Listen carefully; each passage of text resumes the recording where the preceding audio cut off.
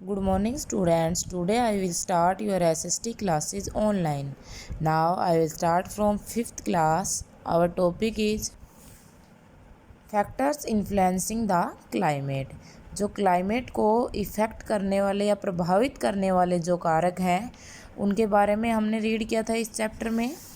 Dear students, yesterday we have done our distance from the sea. जो हमारे climate को effect करने वाला फैक्टर है उसको हमने रीड किया था। Today we will read winds. Dear students, हमने पढ़ा था कि जो हमारी लैंड है वो दिन के समय में गर्म रहती है, क्योंकि लैंड जल्दी गर्म होती है और जल्दी ठंडी होती है।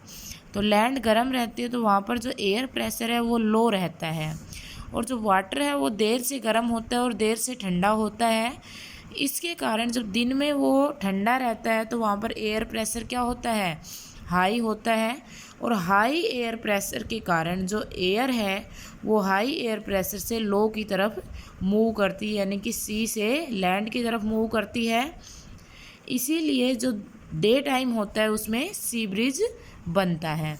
इसके बिल्कुल विपरीत नाइट में होता है कि जो हमारी लैंड है वो जल्दी गर्म होती है तो जल्दी ही ठंडी हो जाती है, और जो वाटर है वो देर से गर्म होता है और देर से ठंडा होता है। तो बिल्कुल उल्टा होता है नाइट के समय में। जो एयर प्रेशर है वो लैंड पर हाई होता है, क्योंकि लैंड ठंडी होती है और जहाँ ठंडी होती है वहाँ एयर प्रेशर हाई होता है। और वाटर में जो एयर प्रेशर है वो लो होता है। तो हमारी जो एयर है वो हाई प्रेशर से लो की तरफ मूव करती है, यानी कि लैंड से सागर की तरफ। तो उस टाइम क्या बनता है, लैंड ब्रिज बनता है। नेक्स्ट है हमारा विंड।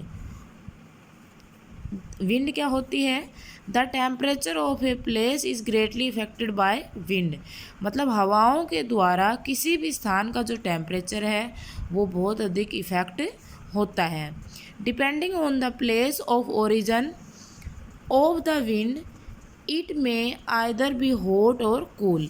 ये किस पर डिपेंड करता है, किसी भी स्थान पर, किसी भी स्थान से, जिस स्थान से वो जो विंड है वो चलती है, उसका जहाँ से ओरिजिन होता है उस पर डिपेंड करता है कि वो जो विंड होगी वो कूल होगी या हॉट होगी।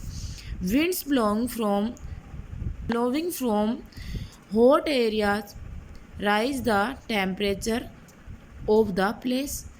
जब विंड जो हवाएं हैं वो गर्म स्थानों से चलती हैं तो जिस स्थान पर भी जाती हैं वहाँ के टेम्परेचर को अधिक कर देती है। While those blowing from cold areas lower the temperature. और अगर इसका उल्टा हो कि जो एयर विंड है हमारी वो ठंडे एरिया से चलती है तो किसी भी स्थान पर जहाँ पर वो जाएंगी उस स्थान के टेम्परेचर को क्या कर देंगी, कम कर देगी। For example in the plain of north India, जो नॉर्थ इंडिया का जो प्लेन एरिया है, मैदानी जो क्षेत्र है, द हॉट विंड्स, वो जो गर्म हवाएं हैं वो क्या कहलाती हैं, कॉल्ड लू, उनको हम लू कहते हैं। Blowing from Rajasthan make western UP very hot. जो लू है वो कहाँ से चलती हैं, राजस्थान से चलती हैं, और राजस्थान जो है वो सूखा क्षेत्र होने के कारण, डेजर्ट वहाँ पर है, इसके कारण जो यूपी है हमारा, वेस्टर्न यूपी, उसको बहुत अधिक गर्म कर देती हैं, हॉट कर देती हैं।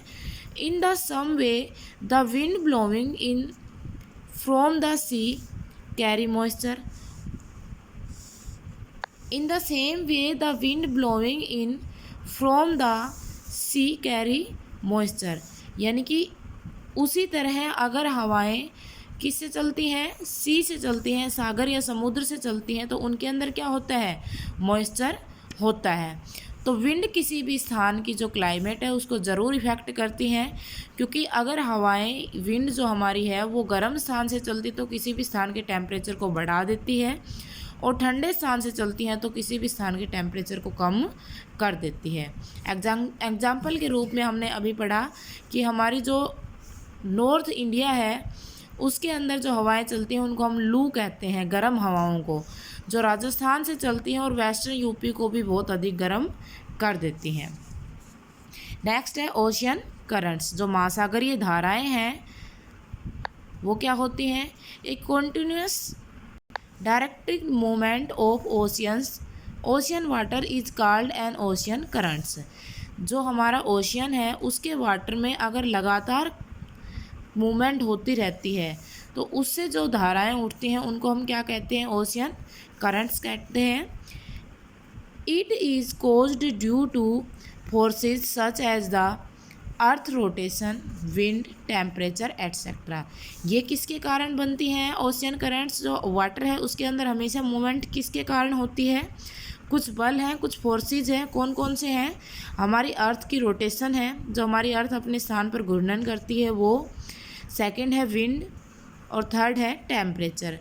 ये चीज़ें, ये फोर्सेज हैं जो हमारे जो वाटर है उसको मूवमेंट करवाती हैं। Ocean currents also affect the temperature of the place. जो महासागरीय धाराएं हैं वो भी किसी स्थान के टेम्परेचर को इफेक्ट करती हैं। दीज ओशियन करंट्स में बी वार्म और कूल। और ये जो महासागरीय धाराएं हैं ये ठंडी भी हो सकती हैं और गर्म भी हो सकती हैं। When the winds blow over them they get their warm और cold air influence the temperature of coastal area considerably. यानी कि जब ये हवाएं, मतलब ओशियन करंट्स के ऊपर से जब हवाएं गुजरती हैं तो वो ठंडी हवाएं भी हो सकती हैं और गर्म भी हो सकती हैं। तो ये कोस्टल एरिया का जो टेम्परेचर है उसको बदलती रहती हैं। The gulf stream is the best example. एक महासागरीय धारा है जिसका नाम क्या है? गल्फ स्ट्रीम है। वो बहुत अच्छा एग्जाम्पल है इसका। It makes north western Europe much more temperate than any other region at the same latitude because it is a warm ocean current. क्योंकि जो हमारी गल्फ स्ट्रीम जो महासागरीय धारा है वो नॉर्थ वेस्ट जो यूरोप क्षेत्र है उसके टेम्परेचर को अधिक कर देती है। क्यों? क्योंकि वो एक गर्म महासागरीय धारा है और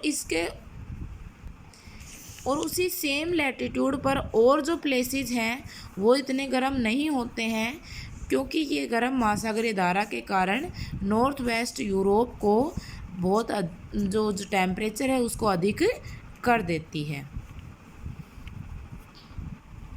thank you students, I hope you understand in this chapter.